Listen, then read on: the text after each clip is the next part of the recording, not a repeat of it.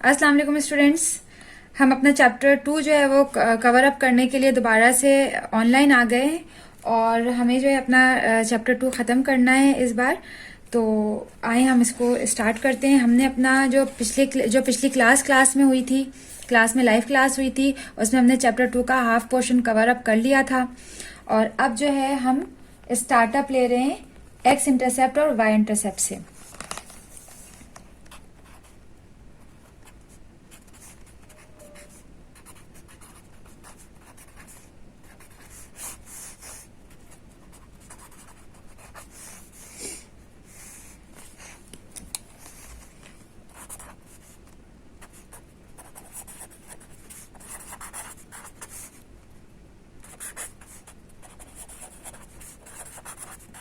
X intercept and y intercept. X intercept और y intercept, जब हम बात करते हैं एक्स इंटरसेप्ट और वाई इंटरसेप्ट की, तो हमें आपको ग्राफिकली कुछ बता देती हूँ, समझा देती हूँ, इसमें क्लियर हो जाएगा इसी में ही। ये हमारे पास एक ग्राफ है, इसे हम कहते हैं वाई एक्सिस, इसे हम कहते हैं एक्स एक्सिस। इसके आगे एरो बनाते हैं, यहाँ पे भी एरो और यहाँ पे भी एरो। जो एक्स एक्सिस का अपोजिट साइड होता है उसको एक्स डैश एक्सिस कहते हैं, ये माइनस में होता है। और जो वाई का अपोजिट साइड होता है वाई एक्सिस का, उसे वाई डैश एक्सिस कहते हैं, जो माइनस में जाता है। सेंटर वाला पॉइंट ओरिजिन कहलाता है, मीन्स के 0 0, मीन्स के 0 0। ये मतलब है कि यहाँ से भी 0, यहाँ से भी 0, यहाँ से भी 0 और यहाँ का भी 0 होता है। अगर हमने इसकी स्केलिंग की 5, 10, 15 और यहाँ पे भी सेम स्केलिंग की, मीन्स के सेम लाइन के साथ, तो -15, -10, -15। अब हम इसके ऊपर आते हैं। अगर हमने इसकी स्केलिंग की वाई एक्सिस की 1, 2 और ये यहाँ पे 3, इसको थोड़ा सा ऊपर ले जाते हैं। और यहाँ पे इसकी स्केलिंग की -1, -2 और यहाँ पे -3। तो क्या होगा कि हमारे पास एक लाइन गुजर रही है जो 15 से 3 के दरमियान, मीन्स के ये वाला पॉइंट और ये वाला पॉइंट आपस में मैच हुआ हुआ है,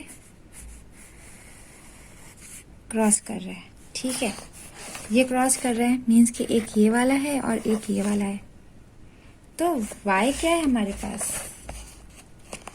हमारे पास y क्या है? ये हमारे पास, अगर हम ये देखें कि y इंटरसेप्ट क्या है और x इंटरसेप्ट क्या है, x और यूं y यूं लिखते हैं। ठीक है, हमारे पास यहाँ पर आ रहा है y3 है, तो y3 है तो x क्या है हमारे पास? यहाँ पर हमारे पास x क्या होगा? अगर हम इसको देखें इस वाली लाइन पे, तो हमारे पास x 0 है, तो इसीलिए हमारे पास x यहाँ पर 0 और y हमारे पास 3 है, क्योंकि 3 पे जा रहा है। अगर ये वाली लाइन हम चेक करें तो इसका क्या होगा?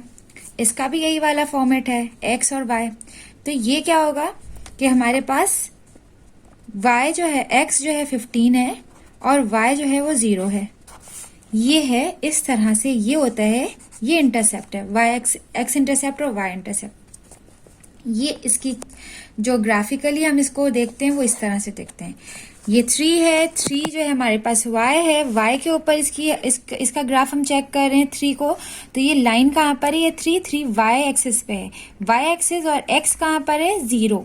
यहाँ पे 0 पे ये x जा रहा है, क्योंकि इसी लाइन पे अगर ये चीज़ x y जो है वो यहाँ यहाँ यहाँ यहाँ कहीं होता, तो हम यहाँ से इसके x की वैल्यू देखते कि ये कहाँ पे आ रहा है। लेकिन क्या है कि ये 3 को देख रहे हैं, तो 3 हमारे पास नीचे आए बॉटम में, तो ये 0 पे है, ओरिजिन पे है।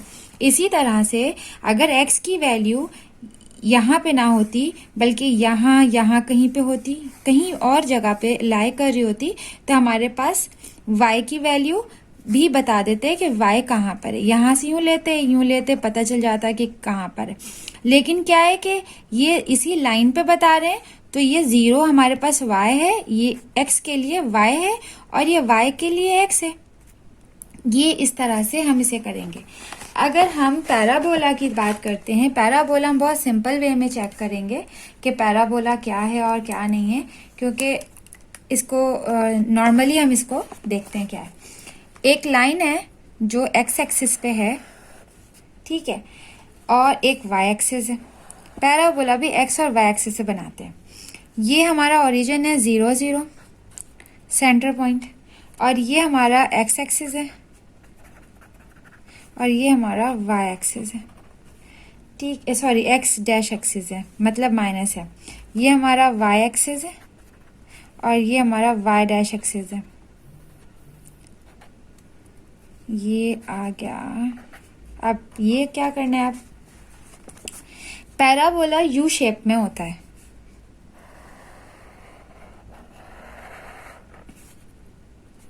ये है पैराबोला। ये भी एक्स एंड वाई इंटरसेप्ट ही है, लेकिन क्या है, इसका जो डिज़ाइन बना है, जो बना है वो पैराबोला है। आगे जब हम इसके क्वेश्चंस करेंगे तो बहुत सारी चीज़ें और भी क्लियर हो जाएंगी।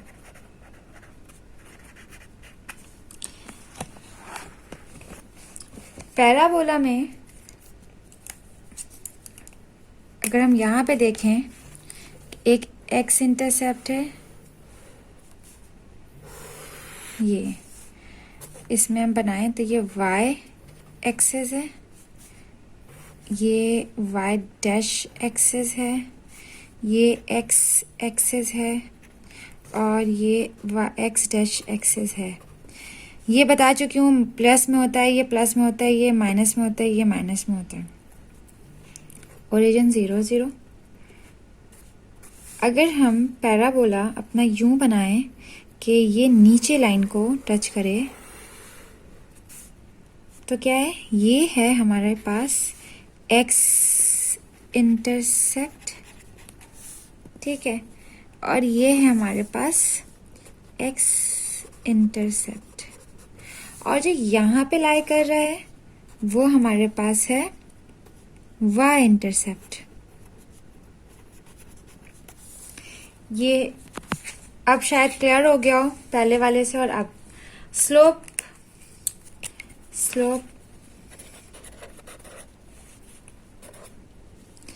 the slope is the change in the value of y and if x increases by 1 unit. The slope is the change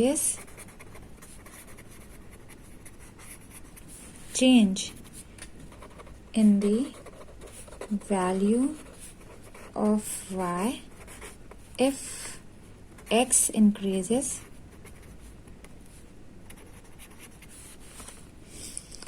by 1 unit.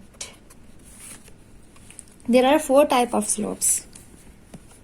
There are 4 types of slopes.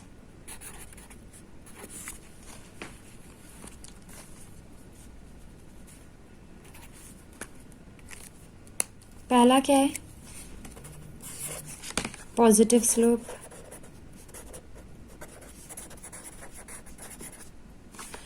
Positive slope कैसा होता है, graphically समझाती हूँ। हाँ, पहले क्या होता है, हम इसको ग्राफिकली देखें, एक्स एक्सिस और वाई एक्सिस ले लिया, ठीक है, ये y है, ये y डैश है, ये x है, ये x डैश है। यहाँ से एक लाइन पास हो रही है, ठीक है, ये हमारे पास पॉजिटिव है, ठीक है, ये पॉजिटिव स्लोप हमारे पास आ गया। x इंक्रीजेस और y इंक्रीजेस, ठीक है, क्या है, x ये पॉजिटिव स्लोप है हमारे पास। x इंक्रीज कर रहा है और y भी इंक्रीज कर रहा है। यहाँ पे अगर स्टेटमेंट के तौर पे अगर आप लिखना चाहें तो आप ये लिख सकते हैं, एज x increases और y increases। और अब आ जाते हैं नेगेटिव स्लोप पे। तो नेगेटिव स्लोप पे कहते हैं b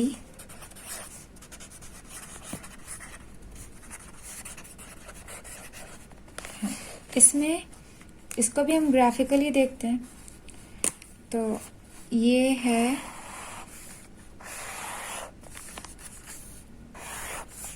ये y है हमारे पास, ये y डैश है, ये x है, ये x डैश है। डैश मीन्स माइनस में है, ठीक है। ये हमारे पास नेगेटिव स्लोप है, ये हमारे पास नेगेटिव स्लोप है। As x increases y decreases, y कम हो रहा है और x इंक्रीज हो रहा है। इसको लिख लें एज x इंक्रीजेज और y डिक्रीजेस। अब आ जाएं थर्ड पे। तीसरा टाइप कौन सा है इसका? Zero slope. जीरो स्लोप है। जीरो स्लोप में एक x एक्सिस है और एक y एक्सिस है, ठीक है। ये x है, ये x डैश है, ये y है, ये y डैश है। इसमें अगर पैरेलल लाइन जाएगी और किसी भी लाइन से कट नहीं करेगी, मीन्स के दो लाइन से कट नहीं करेगी, एक ही लाइन से कट करेगा, तो क्या होगा? ये जीरो स्लोप कहलाता है। y equal to k। अब ये क्या है? एज x इंक्रीजेस और डिक्रीजेस, या तो x इंक्रीज होगा या फिर decrease, y remain constant. y को रोक दिया जाएगा, y कांस्टेंट में आ जाएगा। मीन्स के y equal to k, k क्या है? कांस्टेंट है, इसीलिए ये कहा कि y इक्वल टू k। अब हमारे पास है लास्ट टाइप, वो है स्लोप अनडिफाइंड, डी। स्लोप नाम से ही समझ में आ रहा होगा कि what is it? Undefined. Undefined में आ गए, ठीक है। इसके अंदर क्या है? यहाँ पे y कांस्टेंट किया था, यहाँ पे हम x कांस्टेंट करेंगे, हम नहीं करेंगे, मीन्स के y और ये आ गया x डैश। इसमें एक पैरेलल लाइन चलाएंगे हम यहाँ से y एक्सिस से, y एक्सिस से करेंगे, मीन्स के ये x एक्सिस का y एक्सिस को कट नहीं कर रहा, बल्कि पैरेलली जो है वो y के है बराबर, मतलब बराबर लाइन जा रही है लेकिन कोई कट नहीं कर रहा। तो इसमें क्या हो जाएगा? x इक्वल टू k, मतलब x कांस्टेंट हो जाएगा। अगर हम इसे इसकी बात करें तो ये कह सकते हैं कि x is constant regardless of value of y x equal to k। अच्छा, स्लोप का फॉर्मूला चेक कर लेते हैं कि स्लोप का फॉर्मूला क्या है।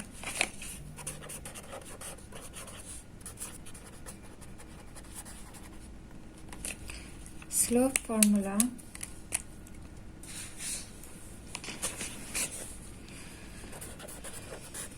slope equal to change in y divided by change in x, ठीक है। 2-point formula is one way of determining 2-point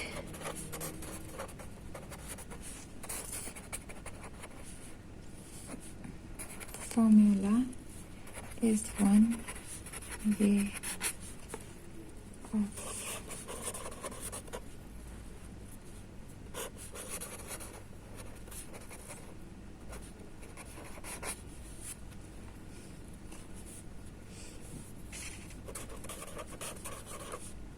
slope equal to change of y divided by change of x. The slope of a straight line connecting two points.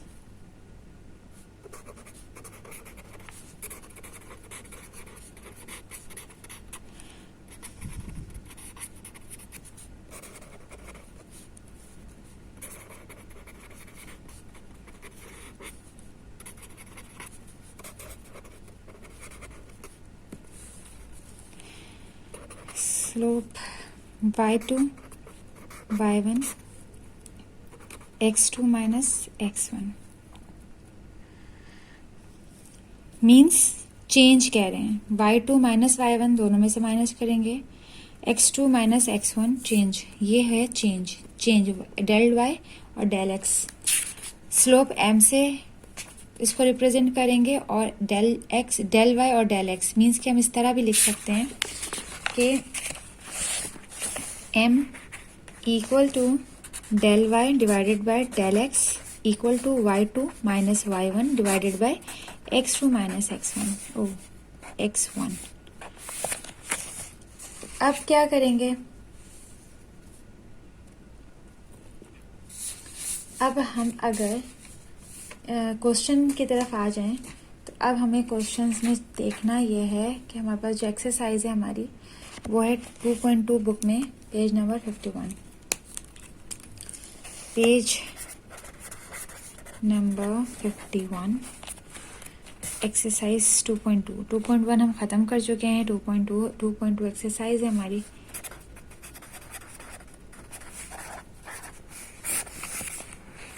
Identify the x and y, page number 51। हाँ, यहाँ पे आ जाते हैं 2.2।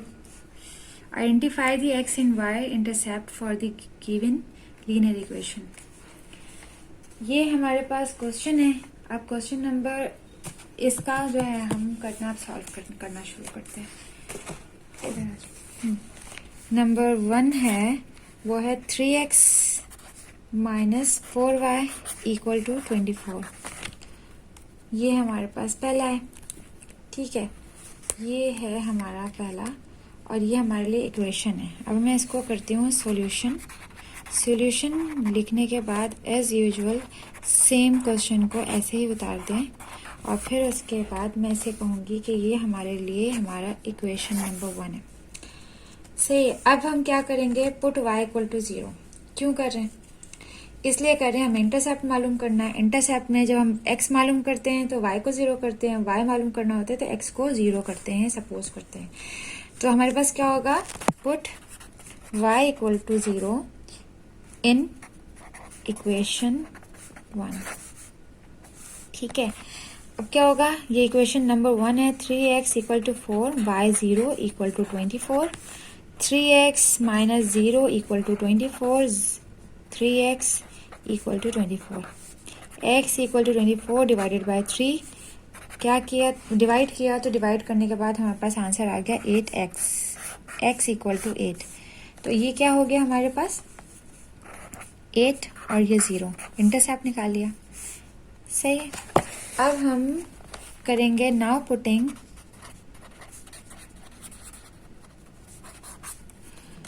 Putting x equal to 0 in equation 1। तो क्या हो जाएगा, 3 0 माइनस 4y इक्वल टू 24। ये आ गया 0 minus 4y equal to 24 means minus 4y equal to 24। Minus के 4y को बॉटम में ले आए 24 के पास, माइनस का 4y। अब इन दोनों को जब डिवाइड करेंगे तो हमारे पास आंसर आ जाएगा माइनस का 6 मीन्स 0 पे जब हमने x 0 रखा तो वैल्यू आई माइनस का 6। ये इंटरसेप्ट हो गया। अब हम क्वेश्चन दूसरा देखते हैं, नंबर 2। ये है minus x plus 3y equal to 9 और इसको सॉल्व करते हैं सेम इसी तरह से -x + 3y = 9 लिखा, ये आ गया हमारे पास इक्वेशन 1। फिर हम क्या करेंगे, पुट करेंगे, पुट x = 0, और पहले y कर लो, आप पहले x कर लो, कोई मसला नहीं है, इन इक्वेशन 1। तो क्या हो जाएगा, -0 + 3y = 9। -0 के आगे माइनस लगे, प्लस लगे, कोई मसला नहीं है, क्योंकि इससे कोई फ़र्क नहीं पड़ता आगे नंबर पे। तो मैंने इसको इग्नोर कर दिया और मैंने 3y लिख दिया 9, और ये y = 9 / 3 हो गया। y = जब हम इसे डिवाइड करेंगे तो डिवाइड करने के बाद हमारे पास जो आंसर आएगा वो 3 आएगा, और ये 0 पे 3 0 पे 3 आ गया। Now putting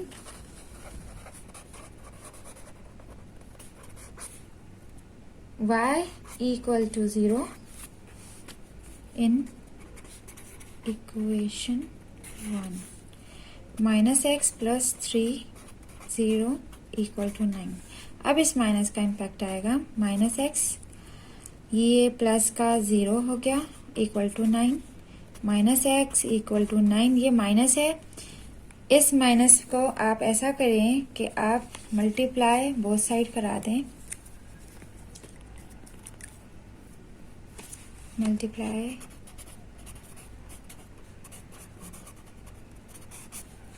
-1 on both sides. तो जब आप -1 से दोनों तरफ मल्टीप्लाई करवाएंगे तो ये माइनस का साइन खत्म हो जाएगा।